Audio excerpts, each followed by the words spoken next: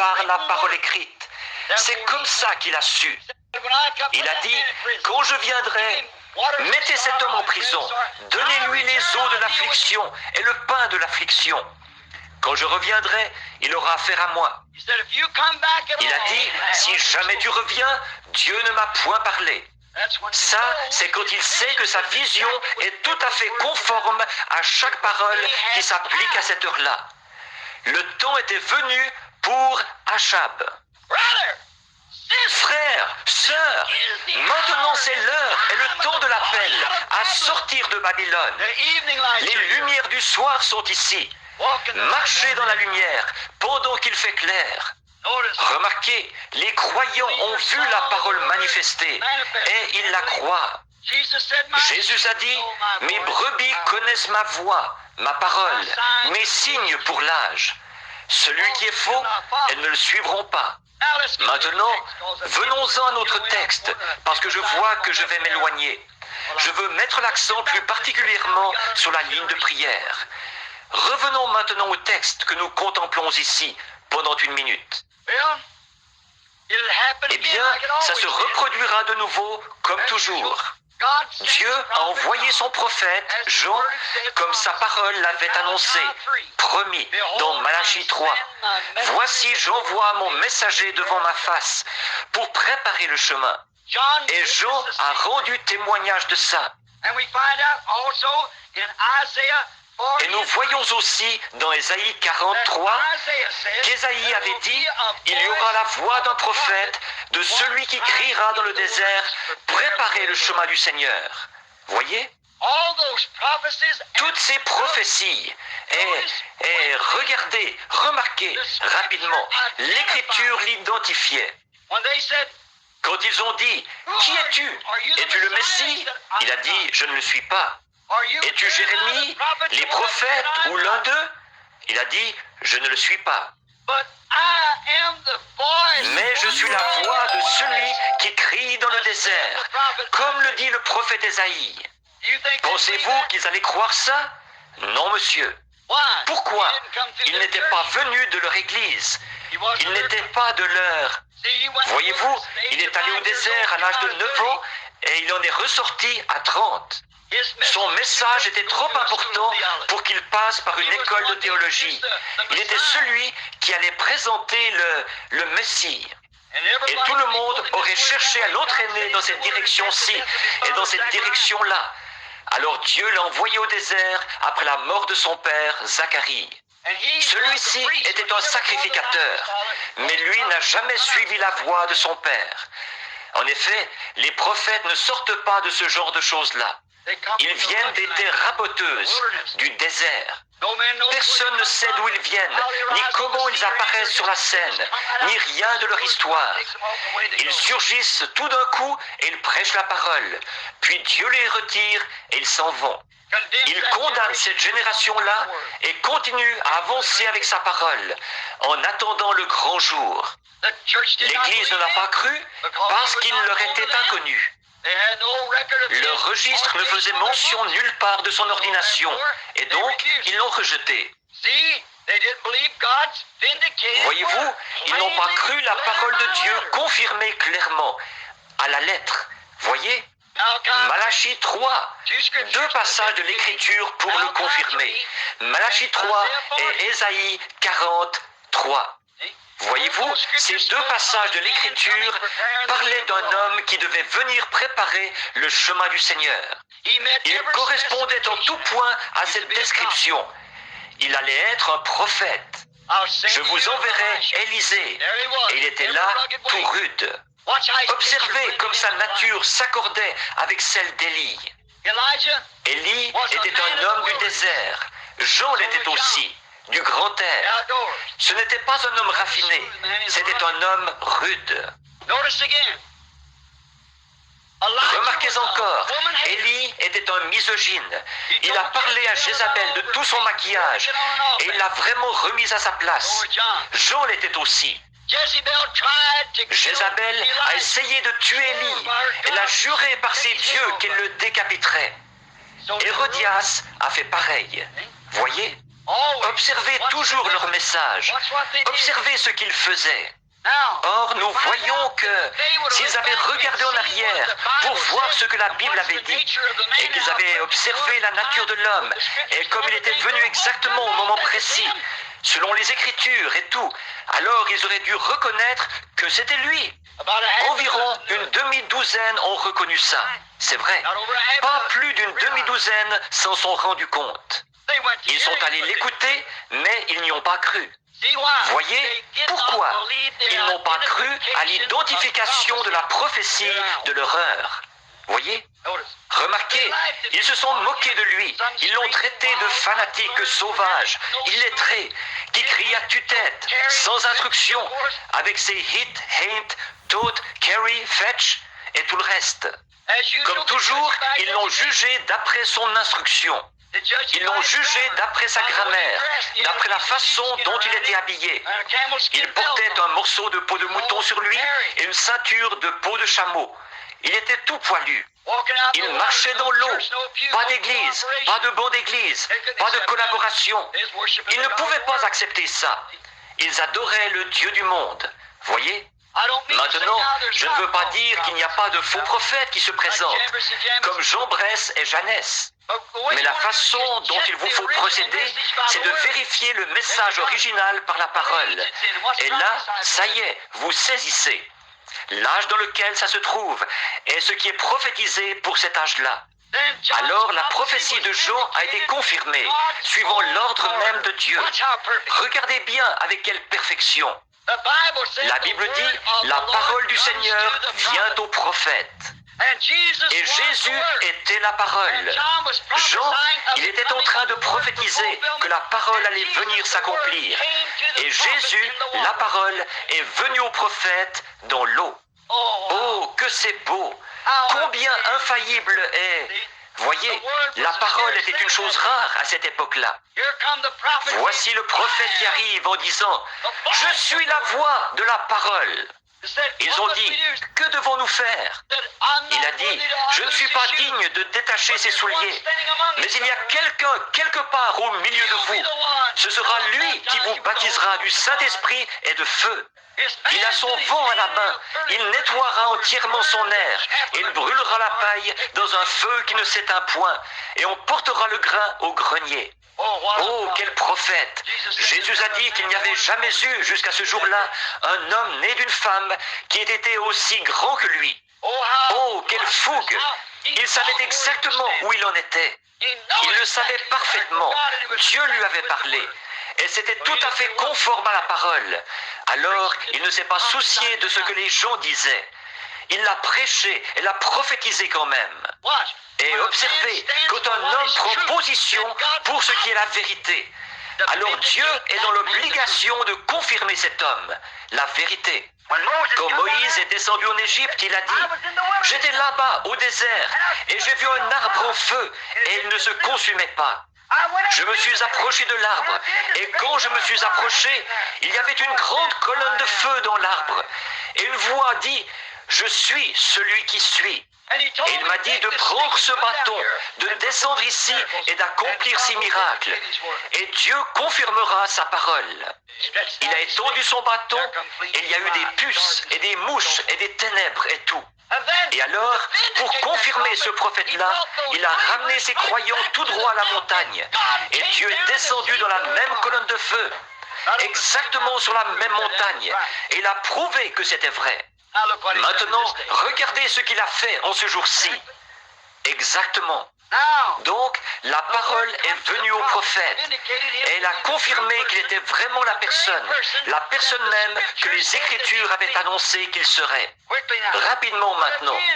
Mais encore une fois, Jésus est venu sous une forme différente de celle de leur interprétation humaine de la prophétie. Des hommes avaient interprété ce qu'il en serait, certainement. Les presbytériens pensent que ce devrait être eux. Regardez bien, quand Dieu fait quelque chose, regardez bien toutes les autres organisations se lever, produire chacune quelque chose. Oui, ça a toujours été comme ça. Ils ont un Jean Bress et un Jeannès partout. Remarquez, ils ont prononcé une partie de la parole, mais selon la parole du prophète, c'est chaque lettre. Encore là, ils n'ont pas reconnu ce qu'il en était.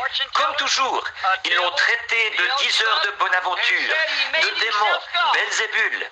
Et ils disaient qu'il se faisait lui-même Dieu, alors qu'ils auraient dû reconnaître par leur propre Bible qu'il était Dieu. Remarquez, Ésaïe avait prophétisé à son sujet. Il était dit dans Ésaïe 9, 6, « On appellera son nom le Dieu puissant, le Père éternel. » Il n'y aura plus d'autre Père après ça, parce qu'il a été le premier Père au commencement. Et il est le seul Père. Il a dit, « N'appelez pas non plus un homme de cette terre Père après ça. »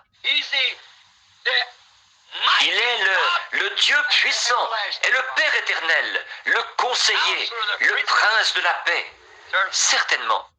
Or, il l'avait traité comme tous les prophètes avaient prédit qu'ils le traiteraient. Tout comme ils le font en cet âge même de Laodicée. Ils l'ont expulsé de l'Église. Aveugle, nu, et tu ne le sais pas. Exactement ce que le prophète avait dit, le prophète de la Bible. Aveuglés par des traditions d'hommes, ils l'ont expulsé. Ils ont expulsé la parole de leurs églises, comme toujours, selon ce qui avait été prophétisé à leur sujet. Maintenant, remarquez rapidement là. Maintenant, ne manquez pas ceci. Voici le sujet. Comment Jésus s'est fait connaître à ses deux disciples qu'il était leur Messie. Maintenant, tous les regards par ici. Et là, dans le pays, ne manquez pas ceci maintenant. Nous avons essayé de vous dire que la Bible est la parole de Dieu, écrite par Dieu lui-même, au moyen de l'homme et à travers ses lèvres. Dieu peut lui-même écrire. Dieu peut lui-même parler. Dieu peut faire ce qu'il veut, mais il a choisi l'homme pour le faire, parce que l'homme qu'il a écrite est une partie de Dieu. Donc c'est Dieu qui a écrit la Bible. Ces hommes ne savaient même pas ce qu'ils écrivaient, selon leurs propres pensées humaines. Ils pouvaient être en désaccord avec cela, mais ils l'écrivaient. Ils ne pouvaient. La Bible dit que c'est poussé par le Saint-Esprit que des hommes autrefois. Dieu dirigeait leurs mains, dirigeait leurs yeux dans les visions. Ils ne pouvaient dire rien d'autre que ce qu'ils voyaient. Ils ne pouvaient rien prononcer parce qu'il avait un plein contrôle de la langue, du doigt. Tous les organes du corps suivaient parfaitement le rythme de Dieu. Pas étonnant que la Bible ait dit qu'ils étaient les dieux. Ils étaient une partie de Dieu. Lui était la plénitude de Dieu. Remarquez comment Jésus, la parole, a amené ses deux disciples au cœur brisé à reconnaître qu'il était leur Messie. Le Messie, la parole promise. Remarquez ce qu'il a fait. Il s'est reporté à la prophétie. Remarquez, hommes sans intelligence, longs à croire tout ce que les prophètes ont écrit. Maintenant, il n'a jamais dit, eh bien, qu'est-ce que l'Église dit à ce sujet? Il lui avait raconté l'histoire, il connaissait tous les événements qui étaient arrivés. Ils étaient tout tristes. Ils se sont mis à lui dire, « N'es-tu qu'un étranger ici, ou ne sais-tu pas ce qui est arrivé à Jérusalem ?» Il a dit, « Quoi donc ?» Comme s'il ne le savait pas. Voyez-vous, des fois il fait des choses juste pour voir ce que vous ferez à ce sujet. Voyez? Il a dit, « Quoi donc? Qui était-ce? Qu'est-il arrivé? N'es-tu qu'un étranger ?» Et ils étaient là à parler à l'homme même avec lequel ils avaient vécu pendant 3 ans et demi et ils ne l'ont pas reconnu. Quoi donc? Qu'est-il arrivé? Eh bien, ils ont dit, Jésus de Nazareth, qui était un prophète. Il n'y a aucun doute dans notre esprit. Il était puissant en parole et en œuvre devant tout le peuple. Nous l'avons vu faire des choses qui l'ont identifié comme le prophète de Dieu pour cet âge-ci. Nous le savons. Et nous croyons qu'il serait le Rédempteur, qu'il rachèterait Israël. Alors il se retourne et il dit, « Vous, hommes sans intelligence, dont le cœur est long à croire que tout ce que les prophètes avaient annoncé à son sujet n'allait pas s'accomplir, Voyez? Regardez-le bien. Maintenant, se référer à la prophétie. Quelle réprimande pour des croyants qui prétendaient croire en lui. Remarquez comment il a abordé le sujet. Il ne l'a jamais dit carrément. C'est moi votre Messie. Il aurait pu le faire, car il l'était. Mais remarquez, il s'est identifié dans la parole. Alors, il saurait. S'il l'avait dit, il aurait pu dire ça et que ce ne soit pas vrai. Mais là, quand il s'est mis à parler de tout ce que les prophètes avaient dit à son sujet et qu'ils ont vu ça, alors ils allaient pouvoir le reconnaître eux-mêmes, si c'étaient des enfants de Dieu. Mais il a attiré leur attention sur ce que les prophètes avaient prédit et ce à quoi ils avaient dit qu'il fallait s'attendre au moment où le Messie ou son âge allait se manifester. Lui, comme Jean, a laissé la parole, la Bible, identifier leur message. C'est ce que tout vrai prophète ferait. Il n'a pas dit carrément « C'est moi, je suis ». Ça, ce n'est pas un vrai prophète de Dieu, voyez? Mais il a dit « Référez-vous aux Écritures ». Voyez-vous, il ne manque jamais de procéder selon sa manière de faire. Voyez? Il disait « Nous connaissons Moïse ». Il a dit « Si vous aviez connu Moïse, vous me connaîtriez ». Il a dit « Moïse a écrit à mon sujet ». Il a dit « Sondez l'Écriture. Vous pensez avoir en elle la vie éternelle, et c'est l'Écriture qui rend témoignage de moi. Allez consulter l'Écriture et voyez ce qu'il en est. » Ici, il ne change jamais de manière de faire. Il ne l'a jamais changé. Il ne peut jamais changer, parce qu'il est le Dieu qui ne change pas. Voyez? Remarquez, tout de suite il s'est tourné vers ses deux disciples, Cléopas et son ami, en chemin vers Emmaüs. Et il a dit, il s'est reporté aux Écritures en s'adressant à eux. Il a dit, pourquoi êtes-vous dépourvus d'intelligence, au point de ne pas croire que chaque parole que les prophètes ont écrite au sujet du Messie allait devoir s'accomplir? Oh, quel jour! Jean a fait la même chose. Sondez les Écritures, reportez-vous-y. Il y est dit qu'il y aurait une voix de celui qui crierait dans le désert. D'où suis-je venu? Voyez? Ça aurait dû rendre la chose claire pour eux. C'est vrai. Ça devrait rendre la chose claire aujourd'hui, ce que nous voyons le Saint-Esprit faire. À un moment donné, il a dit, sondez les Écritures. Et nous, il veut que nous le fassions aujourd'hui. Remarquez, il a commencé par la prophétie de Moïse. La Bible dit, il, commençant par Moïse et par tous les prophètes. Mais il a commencé par Moïse. Un prophète. Moïse avait dit, le Seigneur votre Dieu vous suscitera du milieu de vous, du milieu du peuple. Le Seigneur Dieu suscitera un prophète. Maintenant, il se pourrait qu'il ait dit, Cléopas, toi et ton ami ici, est-ce que Moïse n'a pas dit qu'à cette époque-ci, le Seigneur Dieu allait susciter un prophète? Et cet homme qu'ils ont crucifié, est-ce qu'il remplissait cette condition? Or, Moïse avait prophétisé ça. Et maintenant, vous n'avez pas eu de prophète depuis des centaines et des centaines d'années. Et voilà cet homme qui arrive. Et quel était le précurseur de cet homme, selon vos dires? Vous saisissez? Et tout ce que les prophètes avaient dit à son sujet, pour son âge, il le leur a dit. Il aurait certainement été intéressant de l'écouter. N'auriez-vous pas aimé l'entendre? J'aurais aimé l'entendre parler de ce que les prophètes avaient dit à son sujet. Mais il n'a jamais dit qu'il s'agissait de lui. Il le leur a simplement montré par les prophéties. Il a simplement dit, le prophète a dit que ceci arriverait. Voyez? Retournons donc en arrière pendant quelques minutes. Écoutons maintenant les paroles qu'il a lui-même citées.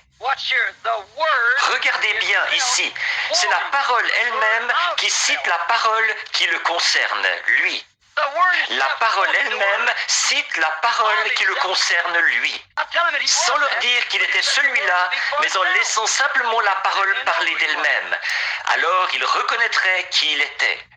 La lettre de la parole, citons la parole dans la chair, citons la parole sous forme de lettre, qui s'identifiait pleinement avec lui. Regardez bien maintenant, écoutons-le, il cite. Comment? Bon, nous savons qu'ils avaient été mis bien au courant des derniers événements, à savoir la crucifixion et l'histoire de la résurrection du sépulcre, comme nous venons de les lire. Maintenant, il va tout droit à la parole de prophétie qui le concerne. Maintenant, supposons qu'il ait dit ceci. Il a dit beaucoup plus que ceci, mais observez. Disons que nous l'entendions dire, prenez Zacharie 11, 12. Le Messie ne devait-il donc pas être vendu, selon le prophète, pour 30 pièces d'argent? Vous venez de dire que cet homme a été vendu pour 30 pièces d'argent. Prenez, est-ce que vous notez ces passages de l'Écriture? Zacharie 11, 12. Et ensuite, il a dit, avez-vous remarqué ce que David a dit dans les psaumes, le psaume 41, 9? Il allait être trahi par ses amis. Et puis encore, dans Zacharie 13, 7, il a été abandonné par ses disciples. Et dans le psaume 35, 11, accusé par de faux témoins. Vous venez de dire qu'il l'a été. Ésaïe 53, 7, il était muet devant ses accusateurs. Ésaïe 50, 6, on l'a flagellé, a dit le prophète. Psaume 22, il devait s'écrier sur la croix, mon Dieu, pourquoi m'as-tu abandonné? Est-ce qu'il l'a fait avant-hier après-midi? Encore au psaume 22, 18, ils se sont partagés ses vêtements. Est-ce qu'ils l'ont fait? Et le psaume 22, 7 à 8, ses ennemis, l'Église, se sont moqués de lui. Encore au psaume 22, aucun os de son corps ne devait être brisé. Mais ils ont percé mes mains et mes pieds, il a dit, en tenant ses mains derrière lui sans doute à ce moment-là. Ésaïe 53, 12 dit qu'il mourrait entre des malfaiteurs. Ésaïe 53, 9 dit qu'il a été enseveli parmi les riches. Le psaume 16, 10 dit « Je n'abandonnerai pas son âme dans le séjour des morts et je ne permettrai pas que mon sein voie la corruption. » Et Malachie 3 n'a-t-il pas été le précurseur de cet homme? Oh, que j'aurais aimé l'entendre citer ça. Regardez les prophéties. Remarquez, et puis il y a tous les types qu'il a peut-être parcourus. Isaac dans Genèse 22, Dieu avait préfiguré par Isaac comment Abraham le père avait pris son propre fils, lequel avait porté le bois jusqu'au sommet de la colline, et il avait offert son propre fils. Maintenant, ça commençait à les pénétrer. Il leur avait déjà dit qu'ils étaient des hommes sans intelligence pour n'avoir pas considéré la prophétie qui s'appliquait à ce jour-là. Et maintenant, ça commençait à pénétrer. Ils ont commencé à voir l'accomplissement de toutes ces choses qui étaient arrivées dans les quelques derniers jours, dans les 2 ou 3 dernières années. La prophétie pour cet âge, confirmée. C'est alors qu'ils ont reconnu que leur ami crucifié, Jésus, en avait accompli chaque parole. Oh, c'est alors qu'ils ont reconnu que cet homme-là était vraiment le Messie, qu'il devait ressusciter des morts. La tombe ne pouvait pas le retenir. Je ne permettrai pas que mon sein voie la corruption. Il n'y a pas une seule parole de prophétie qui puisse jamais faillir. Il est bel et bien ressuscité. Donc ces messagers qui étaient au sépulcre ce matin avaient raison. Il est ressuscité des morts. Il est vivant. Il est bien le Messie. Pourquoi? Ne manquez pas ceci. Ses actions, son ministère et tout ce qu'il a fait a été confirmé comme l'accomplissement des paroles exactes que le prophète avait annoncées pour ce jour-ci. Avec ça, c'est accompli. Alors, ils ont reconnu que c'était lui, leur ami crucifié, Jésus, qui avait accompli ça. Pas étonnant que leur cœur ait brûlé au-dedans d'eux lorsqu'il leur parlait. Maintenant, ils avaient fait 6000 à pied, et ça semblait être peu de temps.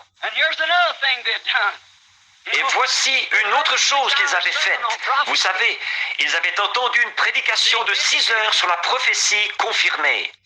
C'est de ça qu'il leur a parlé en cours de route. Dès qu'ils se sont mis en route, tout de suite il est apparu, car il était là même à Jérusalem. 6 heures plus tard, ils étaient à 60 stades. Ils avaient parcouru 6000 sur la route, jusqu'à Emmaüs. C'est à ça que ça correspond. Et il avait prêché sur la prophétie confirmée pendant 6 heures. Alors, ne me condamnez pas quand je prêche 3 heures, voyez-vous. Voyez? Mais remarquez, ils avaient prêché, ils avaient entendu une prédication de 6 heures sur la prophétie prouvée, confirmée. Maintenant, le temps du soir approchait. Vous savez, il est le même hier, aujourd'hui et éternellement. C'est alors qu'il leur a ouvert les yeux pour qu'ils reconnaissent que Hébreux 13:8, il est le même hier, aujourd'hui et éternellement. Au temps du soir, les événements sont rendus clairs par la prophétie. Ce qui se passe en cette heure contemporaine peut facilement être identifié si seulement vous croyez la prophétie de l'heure. Oui, hommes sans intelligence, lents à comprendre, lents à croire. Vous êtes toujours en réflexion là-dessus. À croire que tout ce que les prophètes avaient dit au sujet du Messie, ne fallait-il pas que ça se produise?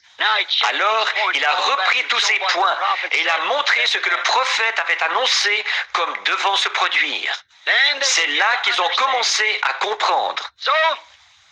Alors, il a dit, il a fait comme s'il allait continuer son chemin. Il l'aimait bien, cet homme. Ils ont dit, tu nous as appris quelque chose. Nous n'avions jamais pensé à ça. Il est vivant quelque part. Ils étaient en train de lui parler. Il ne le savait pas. Alors, et sans doute qu'il les a regardés avec tristesse. Et il s'est mis à poursuivre sa route. Mais il attendait qu'il l'invite. C'est ce qu'il attend ce soir, que vous l'invitiez. Remarquez, quand ses disciples l'ont eu invité à prendre part à leur communion autour de la table, c'est alors qu'il a fait quelque chose exactement comme il l'avait fait avant sa crucifixion. Et leurs yeux se sont ouverts. Ils connaissaient sa façon de faire, son style. Il connaissait ses gestes et il a fait là exactement comme il avait fait auparavant. Et ils ont dit, c'est lui. Et ils se sont levés promptement pour le proclamer à grands cris et il est disparu. Et alors qu'ils avaient mis 6 heures à écouter cette prédication, peut-être qu'en 20 minutes, ils étaient retournés d'un pas léger pour dire aux autres, il est réellement ressuscité, il est vraiment vivant. Mes amis, ceci est l'accomplissement de Malachie 4, de Luc 17, de Jean 15, de temps d'Apocalypse 10, de tant de prophéties qui peuvent être rattachées avec précision à ce jour-ci. Et aussi dans le livre de Marc et dans Matthieu, où il a dit qu'il y aurait ces grands signes et prodiges qui apparaîtraient dans le ciel. Et les gens appellent ça des soucoupes volantes. Elles peuvent disparaître par la puissance et à la vitesse de la pensée. Une intelligence qui peut venir là. Il peut écrire, il peut parler, il peut faire ce qu'il veut. La grande colonne de feu, le même hier, aujourd'hui et éternellement. Et des phénomènes qui se produisent sur la terre. Des pyramides de fumée qui montent dans l'air très haut, là où il ne peut y avoir de l'humidité ni rien, à 30 000 d'altitude. Il avait été prédit 1 an et demi avant que ça arrive, qu'il en serait ainsi. Ensuite, tournez la photo et voyez qui est celui qui regarde en bas. Il n'y a pas une parole qui ait jamais failli de tout ce qui a été annoncé. Et voici la parole écrite de Dieu qui confirme que c'est la vérité. Et c'est de nouveau le temps du soir. Je me demande s'il voudrait bien revenir par sa grâce ce soir et faire quelque chose maintenant comme il l'avait fait à l'époque. Prions et demandons-le lui. Les événements rendus clairs par la prophétie confirmée. Dieu Tout-Puissant, aide-nous. Aide-nous, Dieu bien-aimé, à comprendre les choses que nous devrions connaître, à comprendre ta parole. Et maintenant, Seigneur, nous avons entendu des prédications depuis près de 2000 ans maintenant. Des choses écrites dans des livres. Et en ces derniers jours, voici que c'est redescendu peu à peu jusque-là. Et maintenant, le temps du soir approche. Les méthodistes, les baptistes, les presbytériens et beaucoup d'autres, au cours des âges, ont parlé avec toi. Et peut-être tout simplement sur le chemin de ce grand jour qui n'a été ni jour ni nuit, comme l'a dit le prophète. Mais au temps du soir, il y aura de la lumière. Jésus est ressuscité de la tombe. Il est apparu à Simon et aux femmes et leur a montré qu'il était vivant. C'était le matin. Et puis le soir, il est encore revenu. Mais tout au long du jour, il a quand même marché avec eux, leur reprochant leur aveuglement. Mais ensuite, il s'est fait connaître à eux au temps du soir. Ô Dieu, viens prendre part à notre communion ce soir, que nous avons autour de la parole. Ô Dieu, les gens ont tant de peine à croire ceci aujourd'hui. Mais je suis reconnaissant qu'il y en ait que tu as appelés et que tu as destinés à la vie éternelle. Et tu as dit, tous ceux que le Père m'a donnés viendront. Et maintenant, alors que les lumières du soir brillent, alors que tu n'as pas permis, Seigneur, qu'une seule prophétie sur les centaines qui ont été données faillisse, pas une seule fois, alors, assurément, que si cela établit une identité, ça ne peut être que toi, parce que personne ne pourrait être aussi précis. Tout comme la Bible, aucun homme ne pourrait écrire, personne, dans l'espace de 1600 ans, avec 40 écrivains différents, ne pourrait écrire sans qu'il s'y trouve une seule erreur. Dieu bien-aimé, je te prie de te manifester ce soir, comme Hébreux 13:8, que tu es le même hier, aujourd'hui et éternellement. Et les œuvres que tu avais faites à l'époque, tu les fais aujourd'hui. Et tu l'as promis.